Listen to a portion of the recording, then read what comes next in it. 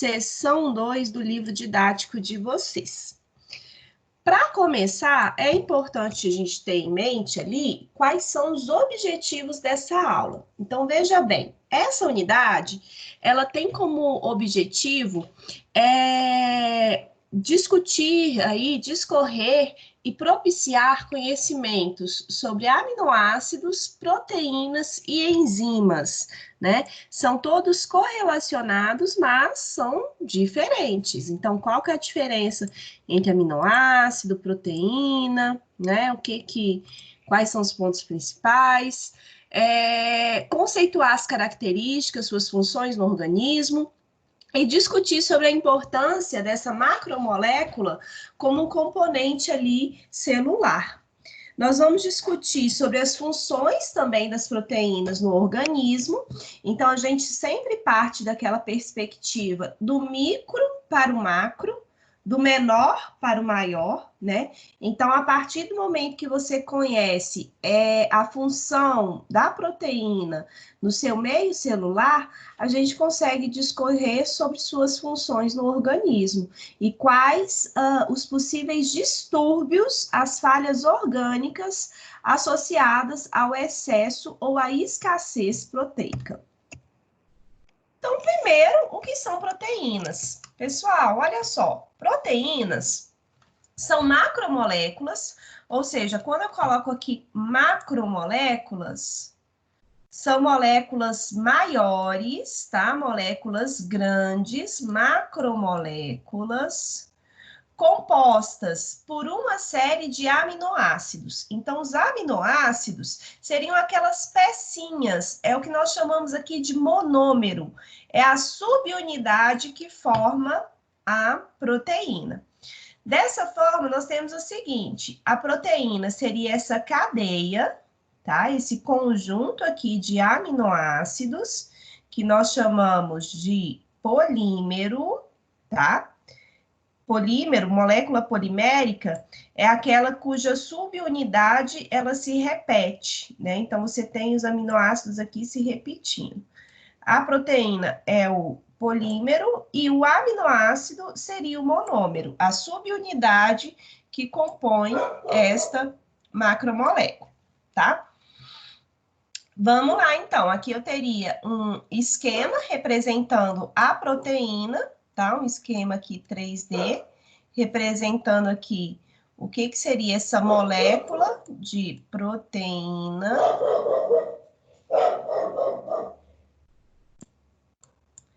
E nós temos aqui embaixo o aminoácido, tá? Aminoácido. O aminoácido é uma coisa que sobre a sua constituição, que a gente sempre vai partir aqui do maior para o menor, né? O aminoácido, ele é composto por dois grupos químicos básicos. Só um minutinho aqui, deixa eu... Só um minuto, gente.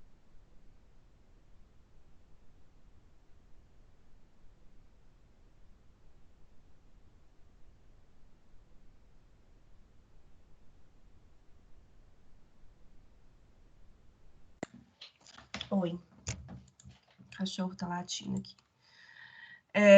Então, o aminoácido, ele é composto, né? Qual que é a sua composição? Ele seria a subunidade fundamental da proteína, e ele é composto por um carbono central ligado a um radical, carbono central ligado a um radical, uma cadeia lateral, ligado a um grupamento amina e um grupo carboxila, tá? Então, essa que seria a composição geral do aminoácido, carbono central ligado ao grupo amino, grupo carboxila. E aqui nós temos o radical, ou que nós chamamos de cadeia lateral. Então, lembrem disso, né? Aminoácido seria aqui aquela subunidade, o monômero que compõe a proteína. Ele é sempre formado por o grupo amina, que é aqui o NH2, né? Esse grupamento aqui, amina, e o grupo carboxila, COOH, tá? Além disso, você tem esse carbono aqui central ligado a um radical. Então, prestem atenção no seguinte: todo aminoácido, ele possui essa fórmula geral, certo? Carbono central ligado ao grupo amina, ligado ao grupo carboxila. E o que vai variar entre um aminoácido e o outro é justamente essa cadeia lateral, ou esse radical, né, que nós estamos trabalhando aqui. Então, isso é importante vocês terem em mente, tá? Dependendo do tipo de radical, nós temos aqui diferentes tipos de aminoácido. Então, reparem o seguinte, né? Aqui em rosinha, esse sombreamento rosa, está indicando o radical ou a cadeia lateral de diferentes aminoácidos. Dependendo do grupo R, dependendo desse radical, você vai ter aqui o agrupamento desses aminoácidos, né? De acordo com essas características do radical.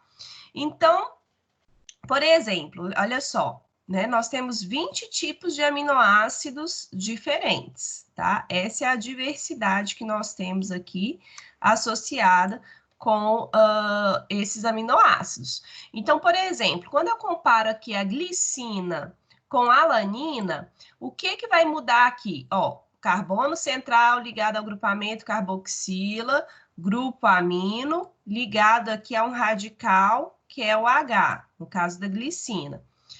Na alanina, carbono central ligado ao grupo amino, ao grupo carboxila, e aqui o radical CH3, certo?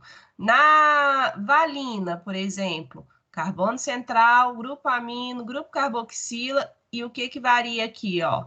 O radical. Então, prestem atenção, né? Eu não preciso que vocês decorem as fórmulas aqui, qual que é a composição de cada aminoácido. O que vocês têm que ter em mente é o seguinte: que a classificação desse aminoácido, o que vai definir se eu estou trabalhando com uma leucina, alanina, fenilalanina, uma arginina, enfim, asparagina, glutamina, tudo isso aqui são tipos de aminoácidos, são todos exemplos de aminoácido, e o que vai variar entre um aminoácido e o outro é esse radical. Seria essa cadeia lateral que está ligada ao carbono central, tá? O que nós chamamos aqui de grupo R é o radical, ou ainda você pode encontrar aí na literatura, né, o termo cadeia lateral. Então, aqui, o que vai variar entre um aminoácido e o outro é o radical, tá bom? Que seria esse R aqui, tá? Todo aminoácido tem a mesma fórmula geral. O que vai variar é o radical. Vamos lá. E o que é importante vocês terem em mente? Olha só, dependendo do pH que nós temos no meio ali, aquele aminoácido ele pode ter diferentes cargas, diferentes polaridades, né? Então, ele vai ser, inclusive, classificado aqui de forma distinta. Olha só, olha o termo que nós falamos na aula passada. Nós temos esse grupo aqui de aminoácidos apolares, esse outro aqui que são polares, carregados positivamente, negativamente e com anel aromático.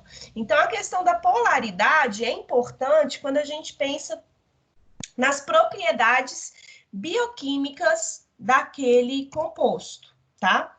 Imagina o seguinte, dependendo do pH no meio, os aminoácidos podem apresentar diferentes cargas. Vamos lembrar, então, a questão do pH, né? Eu falei com vocês na aula passada que o pH, o potencial hidrogeniônico, estava associado com a concentração de íons H+ na solução, certo? Me fala aí, então, imagina o seguinte, eu tenho aqui 2 beckers, 2 recipientes. Eu tenho aqui uma substância, uma solução aquosa ácida. Então, aqui eu tenho um ácido e o aminoácido tá ali dentro. Ó, aqui eu tenho uma substância ácida. Como que nós vamos, em relação a essa questão do íon H+, como que ele fica aqui na substância ácida? Em alta concentração ou em baixa concentração? Eu tenho muito H+ aqui disponível ou pouco H+? O que vocês acham?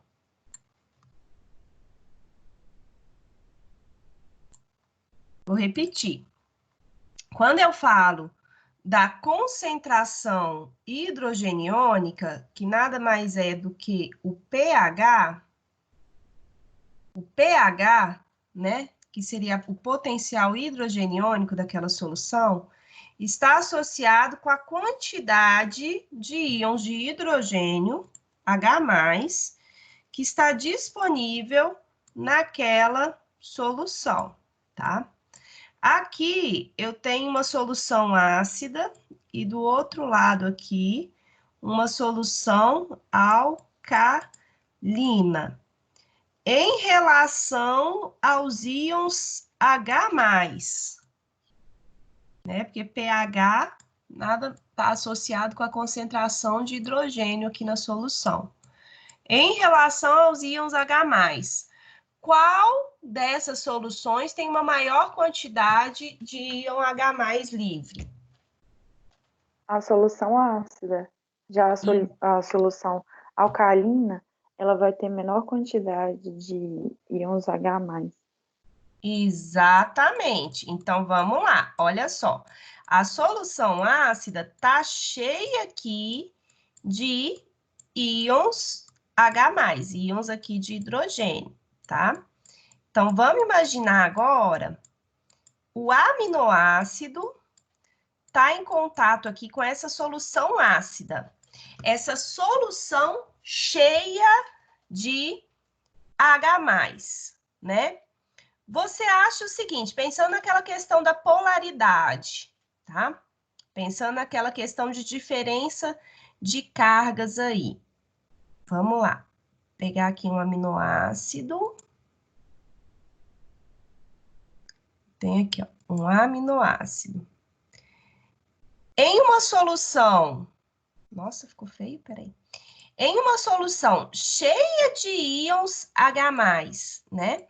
Imagina, você acha que esse aminoácido, ele tem a tendência aqui de ganhar,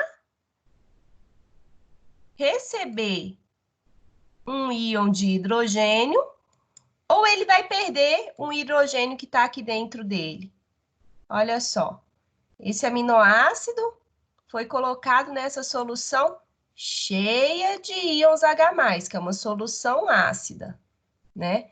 Você acha que ele vai ganhar um H+ ou vai perder?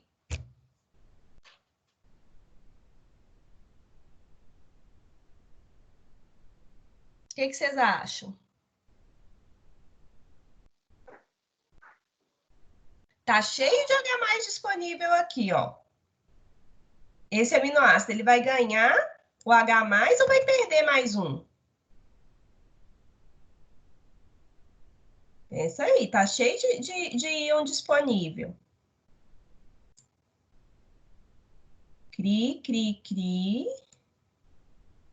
Olha só, se tem muito íon H+ nessa solução, esse íon, ele vai ser agregado ao aminoácido. Então, o aminoácido, ele vai conseguir o quê? Ganhar mais um íon H+, tá? E olha só, quando eu penso, então, nesse meio ácido, né, que seria essa questão aqui, cheia de íons H+, dá uma olhada na fórmula aqui do amino. Lembra que o aminoácido tem a fórmula carbono central ligado ao grupo carboxila, C-dupla-O, OH, e grupamina, que é NH2. Olha um H+ aqui, ó. Como que está o grupamino nesse caso? Carregado. Normalmente, a fórmula, vamos voltar aqui, ó. A fórmula do aminoácido, né, em uma solução aí neutra, seria o quê? NH2. O nitrogênio ligado a 2 hidrogênios. Em uma solução ácida, onde tem uma grande quantidade de íons H+, eu tenho aqui a doação de um íon, né? Da solução para esse aminoácido. Então, na hora que você olha aqui a carga, ó, NH3, esse aminoácido ele fica carregado positivamente, tá? Quando eu tenho em pH neutro, o que que acontece? Em pH neutro, eu não tenho aqui um hidrogênio a mais. Na verdade, aquele hidrogênio do grupo carboxila, ele fica aqui compartilhado entre o grupamina e carboxila. Ele fica aqui transitando entre aqueles dois grupamentos do aminoácido. Então, deixa eu apagar aqui. Ele fica aqui transitando entre esses dois grupamentos, tá? Então, eu tenho aqui, né, no geral, uma questão, uma molécula polar, né? Onde você tem um polo positivo e um polo negativo. Quando esse aminoácido está em solução alcalina, pensa bem, solução alcalina, eu tenho poucos íons de hidrogênio. Tem pouquíssimos íons de hidrogênio aqui. E muito OH-. Então, esse OH-,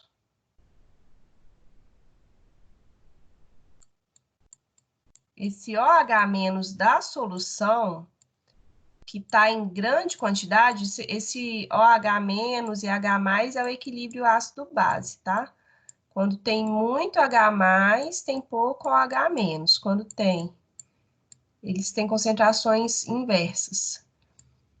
Então, na solução alcalina, eu tenho muito OH- e pouco H+. Esse OH-, então, ele vai atrair o hidrogênio que estava no aminoácido, certo? Então, como que vai acontecer? Deixa eu voltar aqui, que pode confundir aqui um pouquinho vocês. Olha só, quando eu penso nesse aminoácido, né? Eu tenho esse aminoácido aqui em contato com a solução ácida ou em contato com a solução alcalina, o que que vai ser diferente então? Olha só. No caso do aminoácido na solução ácida, ele vai receber um íon H+, certo? Se ele vai receber o íon H+, ele vai ficar carregado aqui, ó, positivamente. O aminoácido em solução ácida, ele fica com um hidrogênio a mais, então fica carregado positivamente, certo? A carga dele é positiva. Quando esse aminoácido está em pH alcalino, ele perde o íon H+ para a solução. Então, se aqui no ácido ele ganha, ele fica carregado positivamente. Neste segundo caso, que seria do pH alcalino, ele perde. Fica carregado, então, negativamente, tá? Perde. Fica carregado negativamente. E no neutro, fica bipolar, positivo e negativo. Certo? Com esse dipolo aqui. olha só, gente, então vamos pensar o que aconteceria aí no nosso pH fisiológico, dentro do nosso organismo. O pH fisiológico, então, o nosso pH aqui do nosso organismo fica em torno de 7,4, certo? Se é 7,4, está na faixa de neutralidade. Ou seja, se está na fase de neutralidade, aquele aminoácido ele vai funcionar como, né, uma molécula que geralmente polar, certo? Com um polo aqui positivo e um outro polo negativo, né? Quando eu tenho essa diferença de carga positivo e negativo, isso propicia o quê? A formação da proteína, a associação. Olha só, imagina aqui, ó, eu tenho carbono ligado ao radical, carbono central, ligado a um grupamento amino, certo? Ligado ao grupo amino. Esse grupo amino geralmente tem uma carga positiva. Então, deixa eu colocar aqui, ó. Esse grupo amino tem uma carga positiva no nosso pH fisiológico, né? Já o grupo carboxila, vamos lá, grupo carboxila, C dupla O, OH, vai ter aqui uma carga negativa, certo? Que esse hidrogênio vai ficar transitando ali. Então, esse daqui já tem uma carga negativa. O que vai acontecer? Em pH fisiológico, esse grupamento carboxila, ele vai ser atraído, vai ter uma atração pelo grupo amina do aminoácido subsequente. Então, eu tenho aqui, ó, o grupo amina. Imagina, é uma série de aminoácidos, certo? É uma cadeia de aminoácidos. Eu tenho aqui, ó, o grupo amina do outro aminoácido, do aminoácido 2. Esse carboxila aqui, esse grupo carboxila, que tem uma carga negativa, vai ser atraído pelo grupo amina, né? Vai ter uma força de atração com o grupo amina do aminoácido subsequente. Assim como aqui, vai ter um outro grupo carboxila também, de um outro aminoácido, que vai ter esse tipo de atração. Então, é justamente, por que eu estou falando isso? Que é justamente essa diferença de carga, é essa diferença aqui de polaridade, o grupo carboxila negativo e o grupo amino positivo, que possibilita a ligação entre os diferentes aminoácidos. Então, esse aminoácido 1 vai se ligar ao aminoácido 2, que vai se ligar aqui ao aminoácido 3. E é isso que possibilita a formação das proteínas. Essas ligações entre o grupamento amino e carboxila de diferentes aminoácidos. Gente, vocês estão acompanhando? Essa parte é um pouquinho complicada. Pode perguntar. Olha aqui, ó. Vamos lá. Então, baseado nisso, nós temos aqui a ligação que nós chamamos de ligação peptídica, tá? Ligação peptídica. O que seria a ligação peptídica? É justamente essa ligação entre o grupo carboxila e o grupo amino dos diferentes aminoácidos. É essa ligação peptídica que possibilita a formação das proteínas. Olha aqui, tem o aminoácido 1, Carbono central, vamos reforçar aqui como que acontece. Carbono central, grupo amino, grupo carboxila, certo?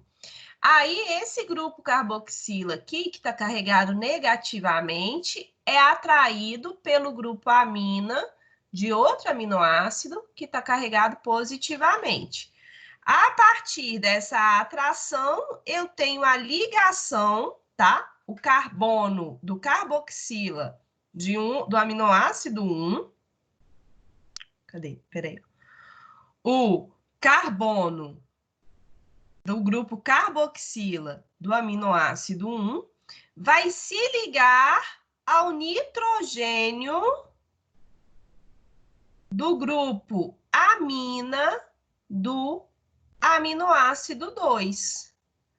Liberando aqui nessa ligação, olha só, a ligação peptídica é uma ligação que a gente fala de desidratação, porque esse carbono vai se ligar ao nitrogênio, ao grupo amina, tá? Do outro aminoácido, e vai liberar aqui, ó, uma molécula de quê? De água. Olha o H2O aqui, né? Então, toda ligação peptídica libera uma molécula de água. Então, vamos supor o seguinte, que eu tenho aqui um tripeptídeo, ou seja, eu tenho o aminoácido 1 ligado ao aminoácido 2, ligado ao aminoácido 3. Quantas moléculas de água são liberadas aqui nessa reação?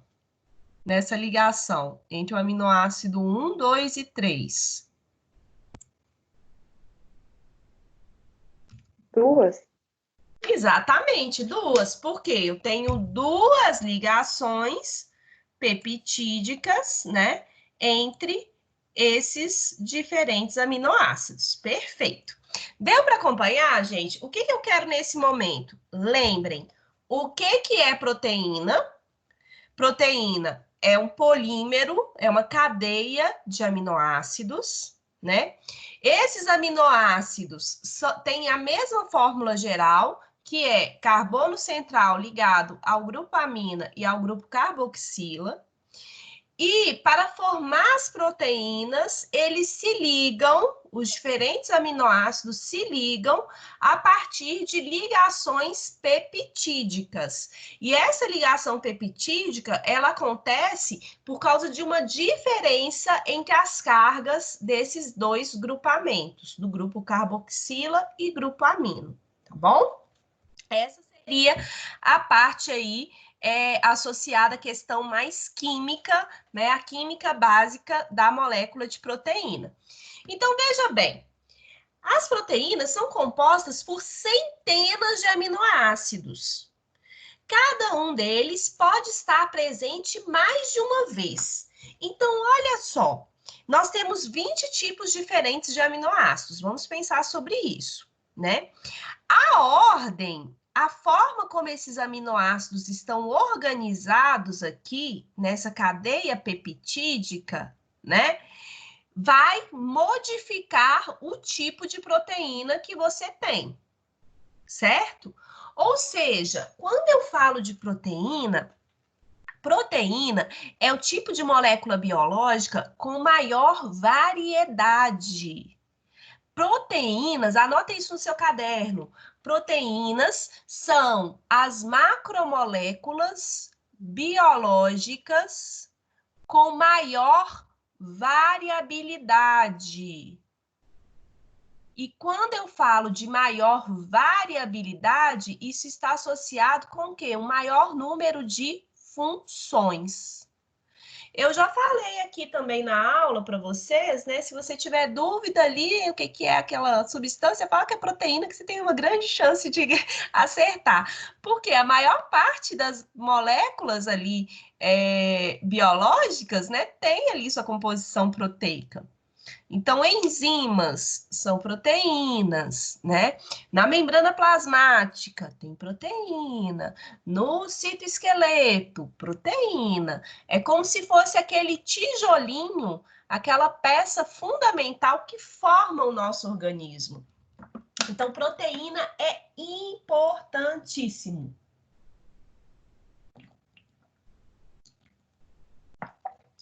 Estão acompanhando?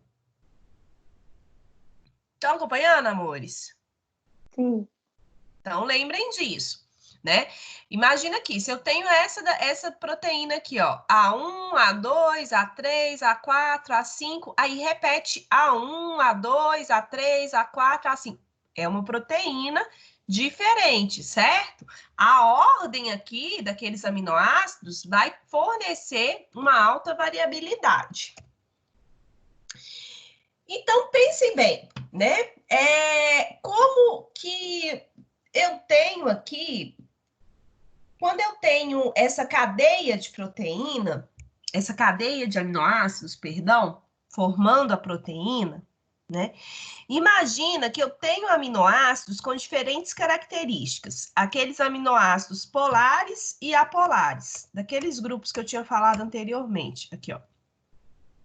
Tenho 20 tipos de aminoácidos, mas nós temos aqueles que são carregados, aqueles polares e os apolares. Olha só. Quando eu tenho, né, esses aminoácidos, dependendo da disposição que ele tiver ali naquela proteína, o formato dela, a localização, né, desses aminoácidos na cadeia vai ser fundamental para a sua função. Então, presta atenção nisso. Quando eu falo em polaridade, está associado com a distribuição de elétrons. Lembrem, a molécula de água é uma molécula polar, ou seja, tem um lado positivo, outro lado negativo, certo? Distribuição desigual de elétrons. Nós temos ainda aqueles aminoácidos que são apolares, que têm a distribuição homogênea de elétrons, né? Isso vai depender do quê? Da cadeia lateral. Lembra aí, né? Que o que vai modificar as propriedades do aminoácido é justamente a cadeia lateral, aquele grupo R, o radical. Como os grupos carboxila e amino não estão disponíveis para reações, porque ele está ali ligado na ligação peptídica, né? Ele está ali sendo utilizado na ligação peptídica, esses dois grupos, a natureza da cadeia lateral que vai determinar ali o papel do aminoácido, se ele vai ser apolar ou se vai ser polar. Agora, imagina essa cadeia, essa proteína, tá? Essa cadeia de aminoácidos em um ambiente aqui, numa solução aquosa, tá? Em uma solução aquosa. Lembra o seguinte, que substâncias apolares são hidrofílicas ou hidrofóbicas? Substâncias apolares.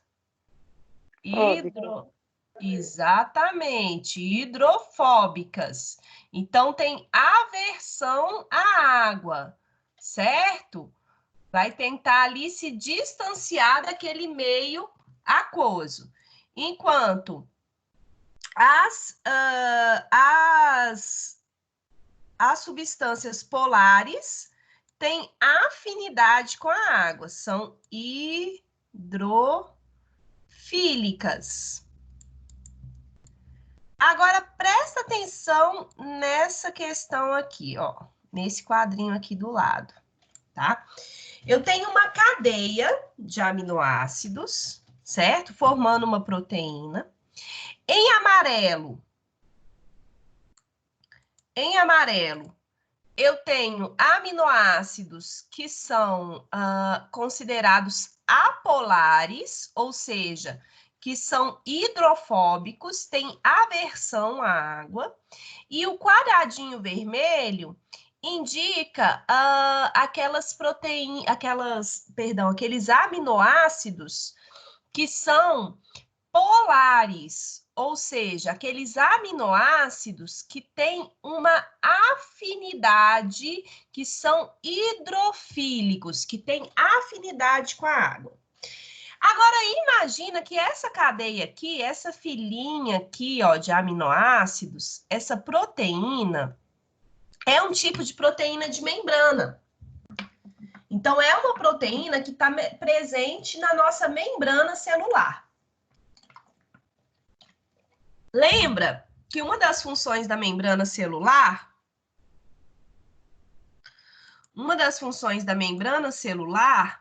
é separar o líquido intracelular, o LIC, do líquido extracelular, do leque, certo? Então, nós temos aqui a membrana plasmática como uma barreira que vai separar o LIC e o leque. Veja bem, o LIC e o leque é composto aqui, basicamente, por água, certo? Você tem ali uma solução fluido biológico aquoso. Se aquelas proteínas de membrana têm aminoácidos com características apolares e polares, isso vai afetar na distribuição, na organização desses aminoácidos dentro dessa cadeia. De que forma? Aqueles aminoácidos que são polares, ou seja, esses aminoácidos aqui vermelhinhos, que estão representados ali como quadradinhos vermelhos, né?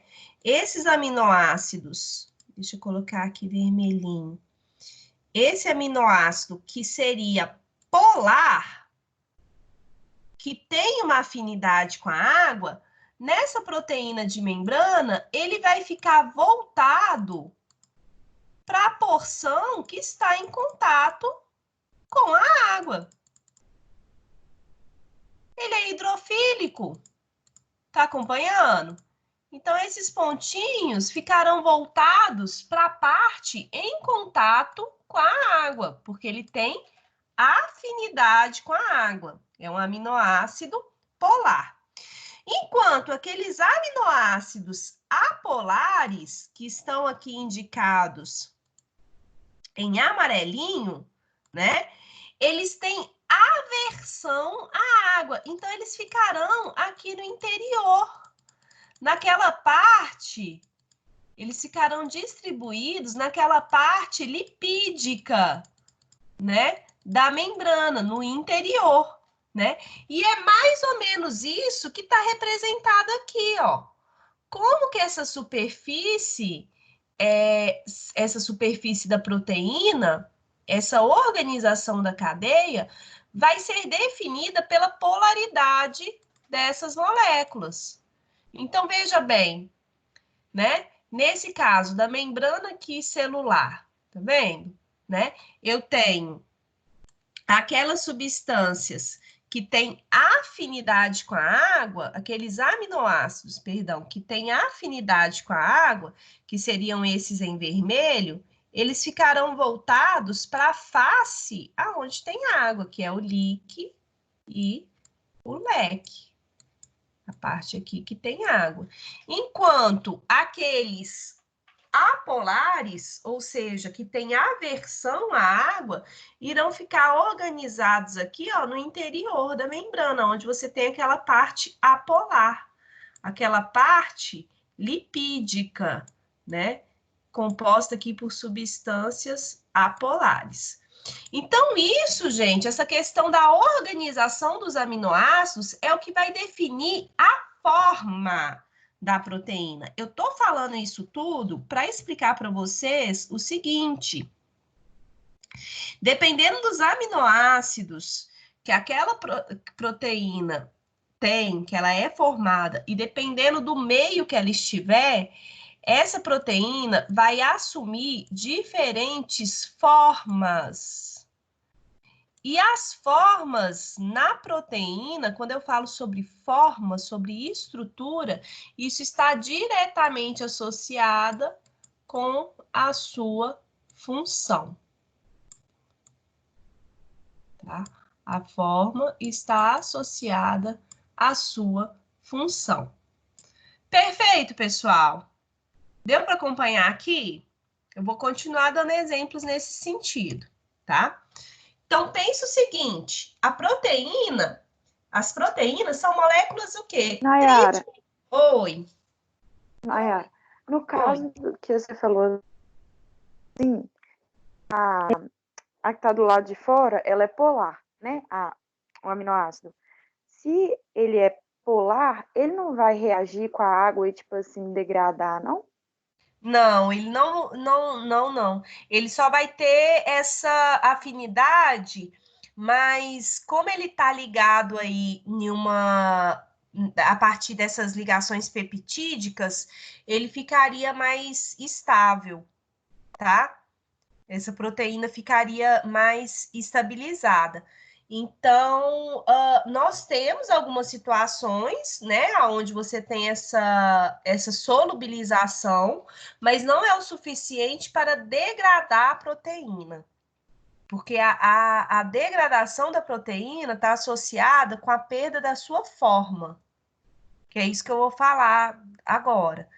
Né? Essa degradação proteica é quando ela perde, que a gente fala de desnaturação, ela está mais associada com a perda da forma daquela proteína, porque as ligações peptídicas são muito fortes. Então, esse tracinho aqui, ó, ele estabelece uma série de interações com a água, mas não é uma interação tão forte que seja capaz de romper essas ligações peptídicas, tá? Então, assim, essas ligações peptídicas são estáveis. Ele interage com a água. Essa parte aqui, né, da vermelhinha, vai interagir com a água, vai estabelecer pontes de hidrogênio, etc., mas não de forma suficientemente forte para degradar a proteína, porque a ligação peptídica é mais forte. Obrigada, entendi. Ah, então tá, perfeito. Vamos lá, então. Gente, em relação. Quase 9h10, gente. Eu vou falar sobre isso e a gente vai dar uma pausazinha. Em relação à estrutura da proteína. Quando eu falo estrutura, lembra, estrutura de molécula está organizado com a sua. Está associado com a sua forma, com a organização espacial daquela molécula, tá? Então, as proteínas são moléculas tridimensionais e a forma que aquela molécula assume no meio é determinante da sua função. Então, vejam que eu tenho diferentes estruturas. Estrutura está associada com a organização, a forma daquela proteína no espaço. Quando eu falo estrutura primária, seria aqui essa cadeia, essa sequência de aminoácidos. Lisina, glicina, leucina, valina, alanina, estatina. Então, você tem aqui diferentes aminoácidos que compõem aquela proteína. A partir da interação entre esses diferentes aminoácidos, essa proteína ela vai sofrendo aqui uma alteração, né? Uma alteração na sua forma. Então, quando você começa a ter essa alteração na forma, eu chamo de estrutura secundária. Estrutura terciária é quando esse grau de novelamento está cada vez maior. Então, lembra, as ligações entre os aminoácidos é muito forte, essas interações, certo? E é o que possibilita o que nós chamamos aqui da estrutura quaternária, que seria o maior grau de enovelamento daquela proteína, quando ela assume uma forma mais estável, com cadeias polipeptídicas que são altamente estáveis, né? Aqueles aminoácidos polares ficarão em contato ali com a água, aqueles apolares ficam mais no interior daquela molécula, protegidinho, né? E aí você tem o que nós chamamos de estrutura quaternária, que seria a estrutura associada à função proteica, né? Porque a forma da proteína é determinante para a sua função. Bom? Aqui, então, eu tenho mudanças associadas à estrutura, à organização espacial dessa proteína, lembrando que aquele máximo grau aqui de inovelamento, que forma uma cadeia altamente estável, estaria associado com a função da proteína. Olha só, deixa eu ver aqui rapidinho. Em relação... Eu vou dar um outro exemplo aqui. Então, só antes da gente sair para o intervalo, só fechar esse exemplo aqui com vocês. Eu dei aquele exemplo da proteína de membrana, certo? A proteína de membrana, aonde você tem a organização daqueles aminoácidos, ou seja, a estrutura daqueles aminoácidos, a estrutura terciária, quaternária, vai depender das características desse aminoácido e vai determinar, né, a forma e a função daquela molécula no nosso organismo. Da mesma forma, nós temos, por exemplo, a mioglobina. A mioglobina é um tipo de proteína que está presente aí nos nossos músculos. Então, assim como a hemoglobina é um tipo de proteína que tem como função a questão da troca gasosa, né? A questão do armazenamento ali, a ligação com os gases para possibilitar a oxigenação do nosso organismo. A mioglobina é um outro tipo de proteína, mas ela está associada com o armazenamento, né? Ela capta que ela armazena esse oxigênio nos nossos músculos, certo? Então, imagina que essa proteína, no exemplo, eu coloquei a mioglobina aqui, né, falando do exemplo aqui da baleia, mas ela está presente também nos humanos, tá bom? Então, olha só, a mioglobina é uma proteína de forma globular, com 153 aminoácidos, contendo um grupo M. Esse grupo M é o que está destacado aqui, ó, em vermelhinho, tá? Esse grupo M, ele vai se ligar ao oxigênio, tá? Possibilitando esse armazenamento do oxigênio nos músculos. Agora, veja bem, essa proteína, ela é solúvel em meio aquoso, mas o interior da molécula é forrado ali com cadeias laterais de aminoácidos apolares. Então, ela tem aquela característica. Do lado de fora, eu tenho um ambiente hidrofílico, porque estará em contato aqui com o líquido, certo? Então, vai interagir aí com a água.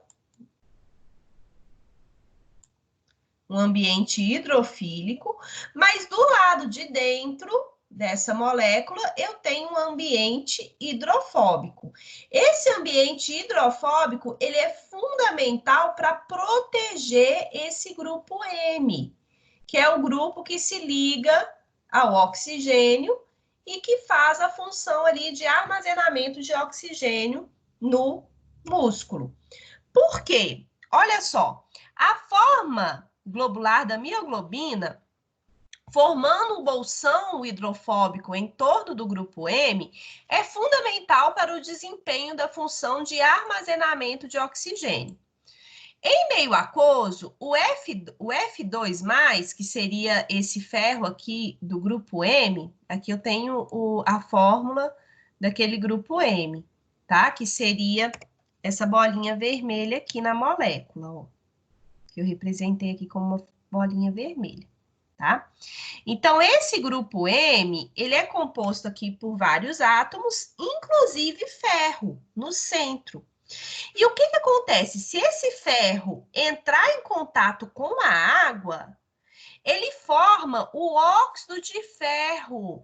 Então, ele fica ali, ele tem uma ligação com o oxigênio de forma irreversível. Esse ferro oxida. Então, a água não pode, de jeito nenhum, entrar nessa molécula.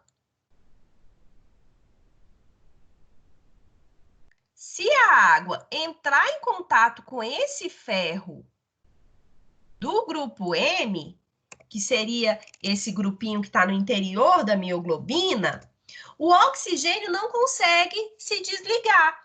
E veja bem, a função da mioglobina é armazenar o oxigênio no músculo, certo?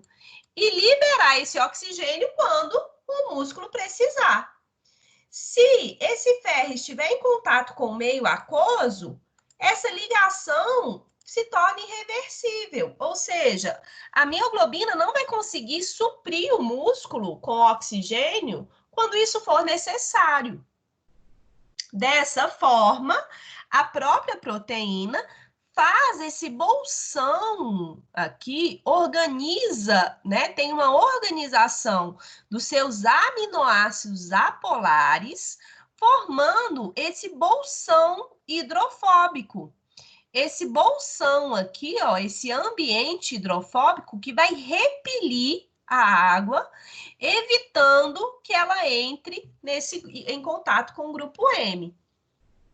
Então, veja bem, no meio apolar, proporcionado pela mioglobina, então a mioglobina ela reveste, faz uma barreira, coloca aqui como se fosse um tanto de aminoácido apolar que tem a capacidade de proteger esse grupo M, consegue aí reverter essa situação, né? Então, já no meio apolar, proporcionado pela mioglobina, a ligação do ferro com o oxigênio é reversível. Então, aquela mioglobina consegue exercer a sua função, que é liberar oxigênio para o músculo sempre que for necessário, certo? Se você tiver qualquer mutação genética, qualquer tipo de alteração que leve à troca de aminoácidos naquele bolsão M por outros aminoácidos mais polares, isso pode ser letal. Por quê? Vai afetar a forma daquela proteína. Então, esse bolsão hidrofóbico, que possibilitava a proteção aqui do grupo M, vai perder a sua função. E aí, você pode ter, né, essa interação com a proteína, mudando a sua forma. E se tem uma mudança na forma da proteína, ela perde a sua função, o que pode ser letal. Aqui só mostrando, então, aquele exemplo, então, como eu falei, aqui seria o grupo M. Lembrem, né? Esse grupo M não pode interagir com a água, e por isso nós temos esse bolsão hidrofóbico cheio de aminoácidos apolares que protegem, conferem essa proteção para o grupo M. As cadeias de aminoácidos polares voltam-se para o meio aquoso, certo? Vão interagir com a água por meio ali de pontes de hidrogênio. Então, você tem uma série de interações acontecendo, mas lembrem que não é o suficiente para desfazer, né, aquela proteína.